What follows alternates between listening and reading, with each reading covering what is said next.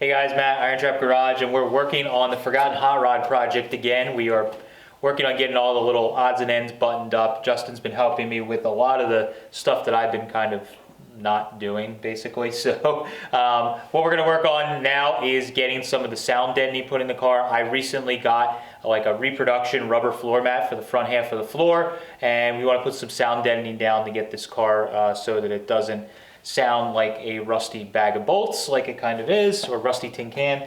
So we're gonna put that sound deadening in, get the rubber mat in, get the brakes adjusted up. We did not adjust those yet, and see if we can get the brake lights to work. We put the brake light switch in and we just had to adjust the brakes up, so we're gonna test that. So just try and get some stuff done on it. We're also gonna try and get something figured out for the tailpipes in the back, figure out where we're gonna land those, and just get this thing one step closer to actually being driving. All right, so while I've been doing a bunch of other stuff, Justin's been working on getting the floor sound deadening all set up in this. So you guys may remember we put a floor in here that we got from Max, and we got that welded in, all painted up. It's been that way for a while, but now that we're got the wiring as far as running to the back of the car, you can see it's over there.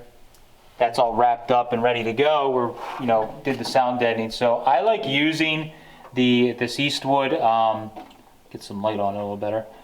So this Eastwood like low profile, if you're doing an old car that has like a thin carpet or like a rubber mat like we have here we're about to put in, if you have this stuff's really nice. It's kind of like a little fuzzy, I don't know what you want to call it, but it's like felt almost? Yeah, it's kind of like a felt type material that's really, really nice. Super low profile, still has great sound deadening, but it's not that bright silver style, which has a little bit better sound deadening ability that the Eastwood offers, the X-Mat mat as well, but it's a little thicker, and it also, if you don't get it completely covered, you see that reflective silver showing up. So I like to use this because even if it have an area that's not fully covered, it doesn't look awkward. So he got all this mounted in. He used this neat little roller that they have that's really cool. So this little roller makes it a lot easier. He cut around the center tunnel area there so that we can remove the trans tunnel when we need to, and the little floor pan areas I made, but it just kind of makes everything look a lot better. So what we're going to do now is we have this rubber floor mat that I got from somebody, I don't remember who, but one of the early Ford reproduction places. So this is a reproduction of the original front floor mat, and this will go over there and should work pretty well. We just got to cut around the shifter and some of that stuff and get that in, and that'll be making the front side of the floor looking really good. So we're gonna work on getting this mounted up next. Try and get this mat. So the shifter hole is just not big enough. Doesn't it go from the top? Yeah, but that base is way bigger, so we're just gonna have to make it a little bit. Well, can we put it over top of this and then slide just it down, trim it, and then just slowly trim it around, or we put little slots on each corner? Yeah, that's what you did. Yeah, so Before. pull these Yeah, up. that should be alright. I don't know if I've ever had these. Holy crap. Oh. Okay. Are they really that tight? Well, I don't know if I've ever had them off the pedals ever. So they're probably from 1939, still tight. So let me get, I wonder if a pipe wrench actually. Oh, you know what I got these like rounded throat. What? I loosened it for you. From not eating enough pizza, man. What? I ate a shit ton of pizza. I had pizza today. That one's really tight. Freaking A. All right, we get it.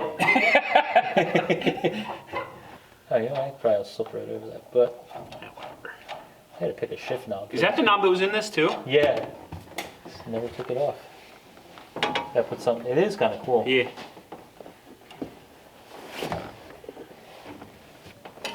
Things. I'll go down like that. And this.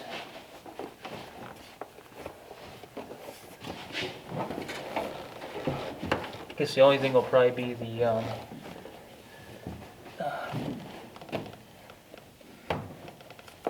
foot switch, the high beam switch. Oh yeah, that should be easy enough to cut out.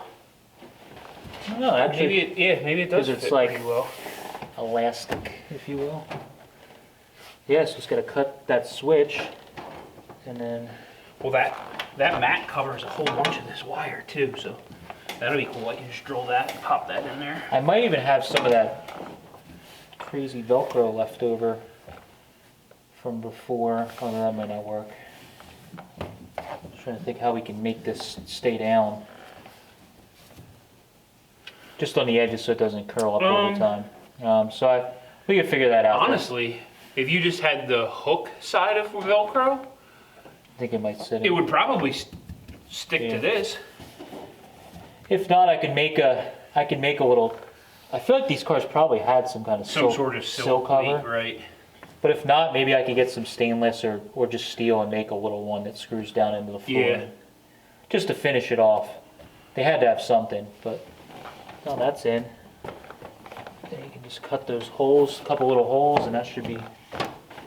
Yeah, I thought we were gonna have to trim the shifter. Apparently not.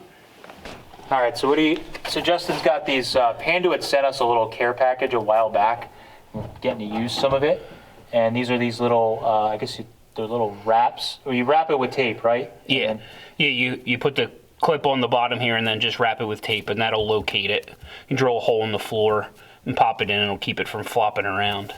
So a little bit of newer technology for wiring harness, but it should work pretty well. So he's got a little drill bit and just a dead battery. Oh, there we go.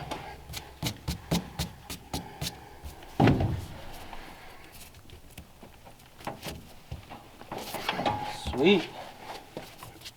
Yeah, that works really nice. Then with this foam, you can just push it down and it'll give you a spot where you gotta drill. Ah, yeah, that's smart.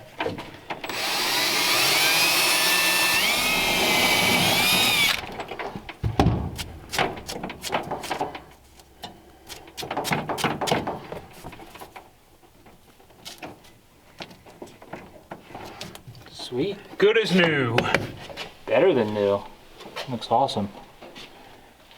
All right, so we got the brakes all adjusted up. The last thing we need to do is when we made the exhaust on this, we didn't have the body on. So I brought the exhaust to right in front of the rear cross member here. And we just have it kind of like zip tied so that it didn't like break off or anything. So now we need to add the last like tailpipe section. So what we decided to do is bring the tailpipes out the bumper holes, which would be kind of cool. So I just have some random fuel line that is brand new. Not because we're hashtag sponsored, just because I'm hashtag lazy. And all right, so what do we need to do there? This needs to come off. So we probably want to hang it below the or the crossover. So maybe like here, we'll come up. So use our special bender. Can we find that on the Eastwood website? You guys can rent my knee. Jeez, it's calibrated. Hey man, I gotta make money, so I gotta afford this habit somehow. All right, so that's gonna hang. Well, the only problem is it's gonna need to have a bend. Yeah, kind of like an S at the front there. So I should probably, with my calibrated knee, also put a bend here. Highly technical. Watch the 34 grill. That's why we can't have nice things.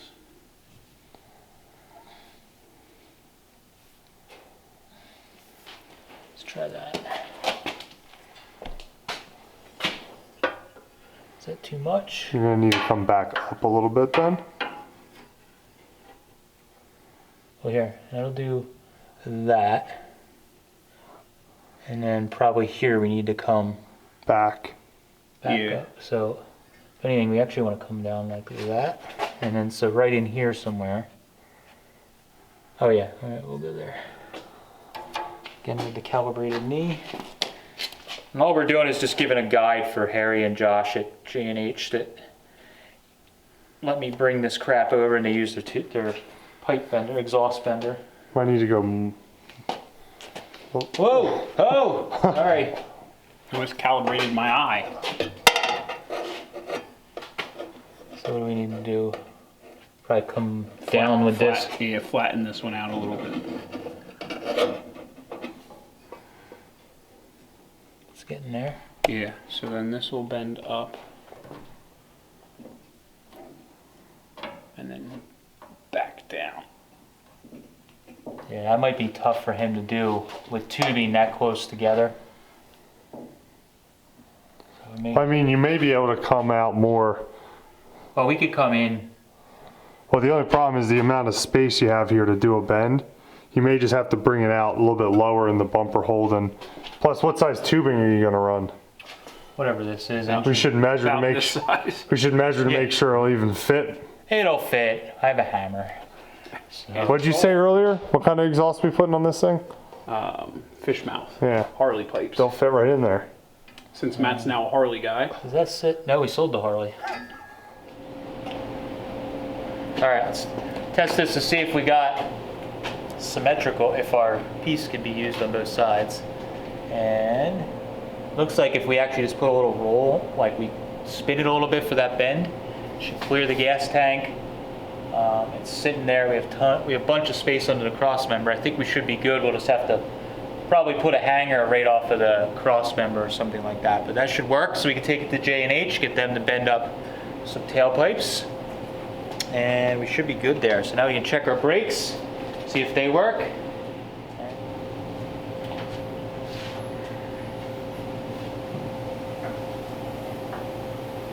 Man, it's great having a lift.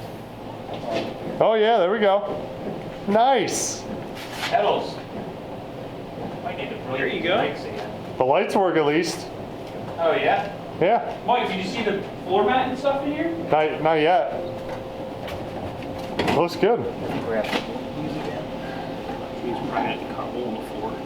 Probably should do it anyways. Yeah. But the brake lights are working? Yeah, Sweet. they look good. Yeah, I think we need to bleed the brakes again. They're a little soft. All right, so we got a bunch of work done. This is one of those things where we say small victories. Got the floor mat all in, the sound deadening in, that's really good. We got the brakes adjusted up so they have the proper drag on them. And to my surprise, not really, but to my surprise, sort of, the brake lights actually do work. And we need to bleed the brakes some more. They still are a little spongy, so we're gonna have to do that. But we got this tailpipe piece made, so I can get this over to J&H and get that bent up, and I have a little bit more homework to do, so to speak, with buying some parts. We got to do the shocks and a couple other things. So it is getting really close to being driving, and I'm getting excited. We don't have a lot of time before winter, but I'm hoping we can sneak a few drives before it gets super cold outside. So thank you guys for watching. Appreciate it. Catch you later.